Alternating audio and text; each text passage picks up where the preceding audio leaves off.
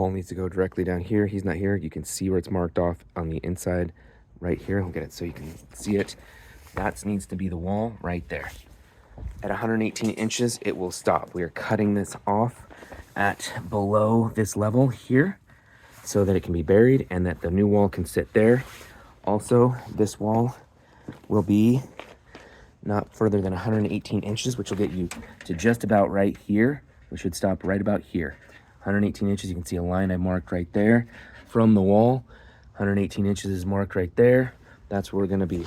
He's not here yet. I'm assuming that traffic is really bad. I would like him to send a text when he arrives. Thank you. Here's materials to repair for the kinked areas. I've got two different options, whichever he prefers. This is an extendable repair piece, so for the two pipes there, it can be an extendable repair piece. If anything else gets nicked or whatever, I have connectors as well. I've got 6 couplings for the funny pipe here, as well as all of the cross rings here he would need to repair any piping in that one. You can see they did one right here. It's the same kind of thing. Just a little repair piece right across there. That's how they connect them. It's not a repair piece, but it's a connection, a coupling piece. So you make sure those couplings are in and tight.